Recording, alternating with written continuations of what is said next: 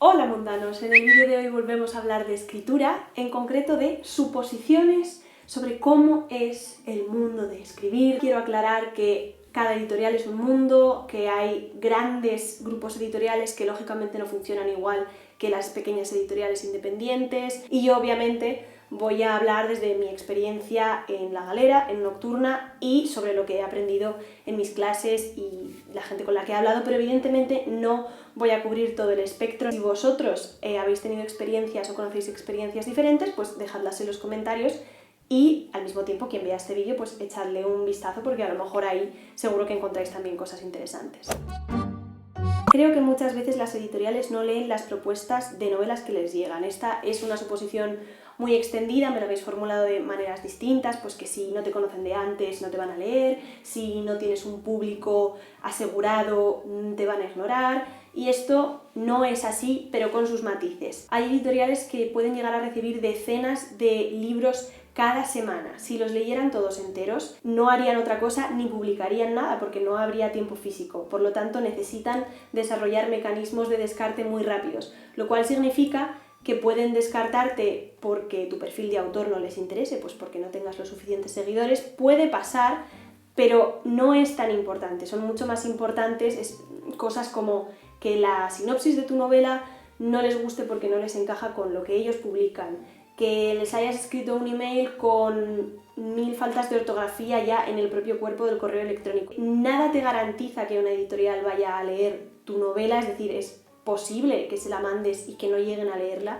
pero hay muchísimos motivos por los cuales eso puede llegar a pasar, que no tienen nada que ver con si tú eres famoso o no eres famoso, o si tienes más o menos presencia en redes sociales. Por otra parte, también hay que tener mucho cuidado con a qué editoriales mandas tus manuscritos, porque hay algunas que directamente en su propia página web anuncian que no admiten manuscritos no solicitados, porque ya trabajan con su propia cantera de autores, porque solo trabajan con manuscritos de agencia, con manuscritos comprados en ferias o 1000 asuntos, y por lo tanto ahí ya tiene parte de responsabilidad del autor que lo manda de saber si la editorial a la que se lo estás enviando te está avisando ya de que no lo va a leer. Si quieres asegurarte de que la editorial lee tu manuscrito sí o sí, puedes, por ejemplo, mandarlo a un concurso, que se puede decir de todo sobre los concursos, pero tu manuscrito se lee, porque yo he trabajado como lectora editorial y parte de los encargos que me llegaban, o las épocas en las que más trabajo tenía,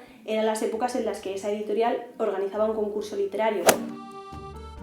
He oído que cuesta empezar, pero luego es más fácil volver a publicar. Como hemos comentado antes, la pila de manuscritos que llegan a las editoriales es muy alta, y todo suma para conseguir destacar dentro de esa pila. Es como un currículum, no necesitas ni tener presencia en redes, ni conocer personalmente al editor, ni haber publicado antes, pero todos esos factores y otros tantos suman. Por lo tanto, cuanto mejor presencia tenga tu currículum, pues más posibilidades tienes de que te cojan en ese trabajo, en este caso, por seguir la metáfora, de que te vuelvan a publicar. Por lo tanto, sí que me parece más difícil publicar tu primera novela que publicar la segunda, pero haber publicado una novela no te garantiza que vayas a publicar una segunda, y haber publicado 5 novelas no te garantiza que vayas a publicar 6. Obviamente, tampoco pesa igual que hayas publicado una sola novela y que no se haya vendido nada, que hayas publicado 10 tomos de 700 páginas y se hayan vendido 100.000 ejemplares de cada uno. Hay que vender más de una edición de un libro para que se publique su secuela. Esto es mentira totalmente. Para empezar, es relativamente frecuente que tú tengas firmado el contrato de la segunda parte antes de que la primera se haya publicado. O sea, ya la editorial la ha leído, saben que les gusta, se ha corregido, está preparada para publicarse, pero antes de que se haya cumplido, digamos, el ciclo completo, lo normal es que ya sepan si están interesados o no en publicar la segunda parte, más que nada porque si se esperan a que pase un año para ver cómo funciona tu novela antes de contratarte la segunda, las sagas se publicarían con lapsos de 3 años entre cada libro. Estoy exagerando los plazos, pero la idea es que muchas veces ya se tiene firmado el contrato de la segunda novela, no siempre, antes de que se sepan datos de cómo ha funcionado la primera. Bueno, aquí hay un montón de mensajes sobre lo duro que es ser escritor, lo cual es completamente cierto. Es una profesión estrictamente hablando solitaria, a no ser que tengas la suerte de tener con quien escribir a 4 manos. Pero sí, es complicado. Tú puedes aprender y reconocer que un texto pues es reiterativo, que el lenguaje es pobre, pero partiendo ya de un cierto nivel de conocimiento, tú nunca vas a saber si es que acaso es posible decir que lo que escribes es bueno o malo, y eso pues es duro y genera muchas inseguridades. No las puedes vencer, simplemente tienes que asumir que es parte del trabajo. Pero es cierto, por otra parte, que si tienes la motivación adecuada, es un trabajo muy bonito. ¿Necesitas algún tipo de estudios específicos? Esto tampoco es cierto. Conozco autores que han estudiado arquitectura, que han estudiado química, que han estudiado derecho, y me refiero a escritores de novela, o sea, que luego han escrito cosas que no tienen nada que ver con sus estudios, o sea que, lógicamente, pues te puede dar facilidades para conocer el sector, pues no sé, una filología quizás, pero tampoco es nada indispensable, ni ahora mismo, tal como yo sé, hay carreras universitarias, másters sí, pero carreras como tal específicamente orientadas al mundo editorial o a la escritura. También hay muchos mensajes sobre el tema de hacerse rico o ganarse la vida siendo autor, pero me ha hecho particular gracia el de: me dijeron 1000 veces que los escritores se mueren de hambre. A ver, ¿hay autores que se ganan la vida solo con lo que escriben? Sí. ¿Proporcionalmente son muy pocos?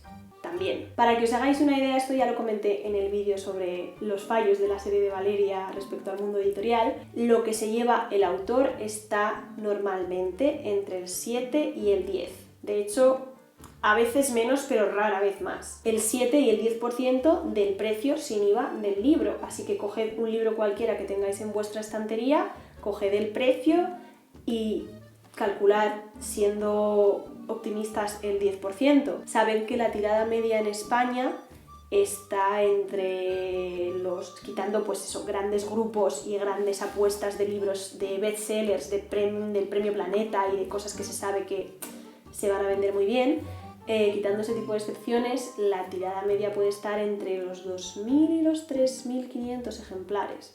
Multiplicad eso por el tanto por ciento que se lleva cada autor de cada libro y veréis lo que ganan los autores que conocéis. Se hacen muchas amistades y el ambiente es muy positivo, puedes conocer muchos escritores de muchos géneros o ciudades. Esto también es cierto, no iba a ser todo malo. A ver, lo de conocer muchos escritores de muchos géneros o ciudades ya es un poco más peleagudo, porque también, como dije en el vídeo de Valeria, lo de que te hagan una super gira de firmas por toda España, pues tampoco es tan sencillo, pero pues lógicamente te abre puertas a ir a convenciones, no sé, o a conocer a los propios autores con los que compartes editorial en diferentes eventos y en las propias presentaciones conocer no solo a esos autores, sino también pues a la gente que va ahí, a otros lectores, y sí se viven también experiencias muy guays como autora con tus lectores.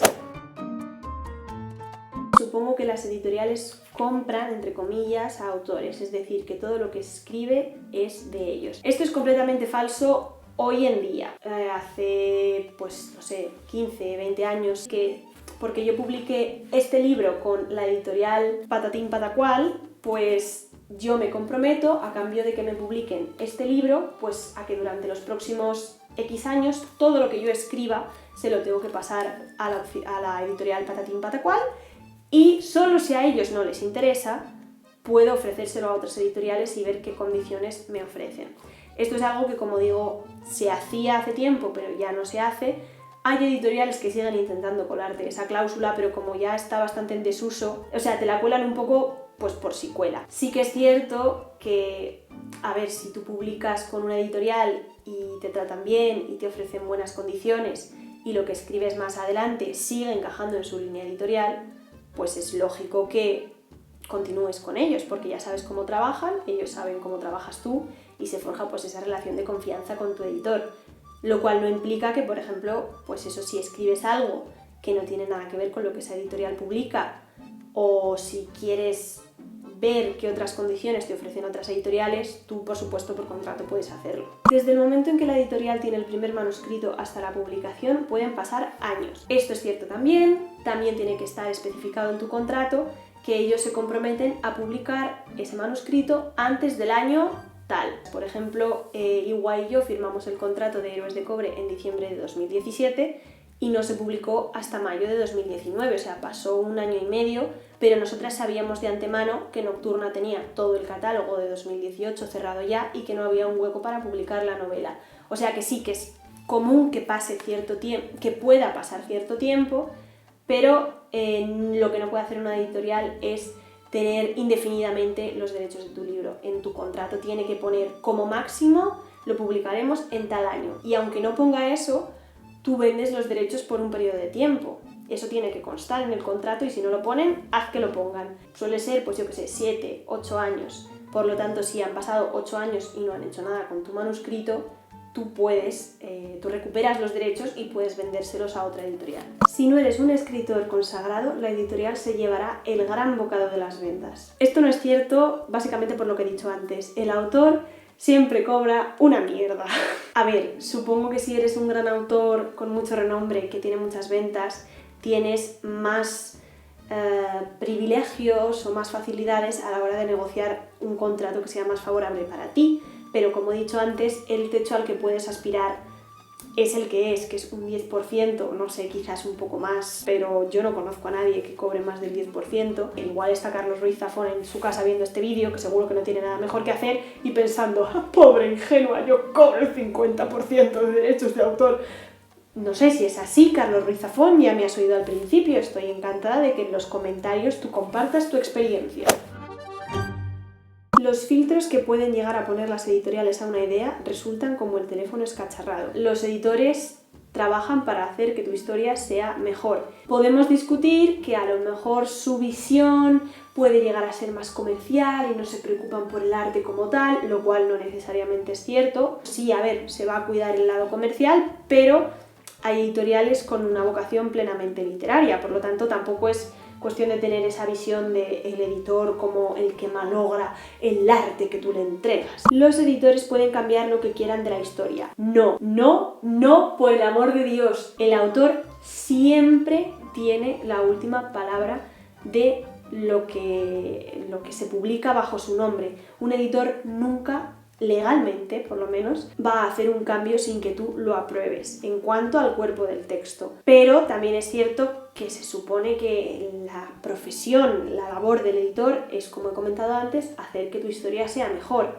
Si no confías en el criterio de tu editor cuando te sugiere cambios y mejoras, porque estás publicando con ellos y no con otra persona. Pero evidentemente, por mucho que confíes en tu editor, puede haber detalles o ideas o 1000 cosas en las que no estéis de acuerdo y prevalece siempre la voluntad del autor. La editorial te da unas pocas opciones para una portada del libro y eliges de ahí. En mi caso, tanto en Héroes de Cobre como en Mystical, siempre recibí una primera versión de la portada y a partir de ahí trabajamos. En ambos casos me encantó siempre la primera versión y fue cuestión de matizar detalles, pues del nombre va aquí o allá, os gusta más esta fuente o esta otra. Por lo que yo sé, se suele tener en cuenta al autor, aunque no sería estrictamente necesario, igual que sí que es estrictamente necesario que tú apruebes todos los cambios que se hagan en el texto. Es cierto que tienes como a 4 personas diciéndote lo que tienes que escribir. Entiendo que lo que tienes que escribir se refiere también al proceso de corrección. Por un lado, bueno, tú puedes haber contado con lectores beta previamente, pero lo que es el proceso editorial pasa por tu editor o tus editores, que te hacen una revisión de lo que es el contenido, digamos, de cómo mejorarlo a nivel de tramas, de personajes, a todos los niveles, digamos, estructurales.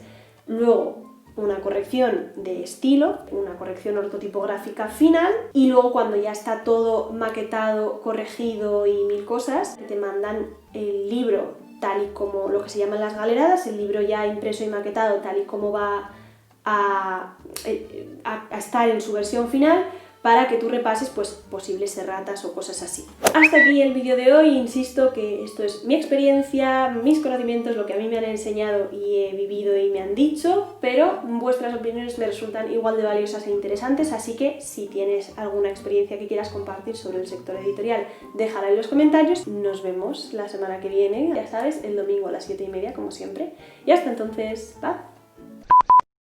ponerse un poco más de escote de lo que es normal en ti y pegarse los 20 minutos de antes de grabar y todo en la grabación del vídeo pensando en si eso significará algún comentario baboso más de los que tienes de normal y de los que además no puedes quejarte porque son halagos de gente que ha gastado parte de su tiempo en alabar tu aspecto, a pesar de que casualmente las mismas personas nunca jamás se molesten en gastar ese tiempo en alabar nada de lo que digo en los vídeos.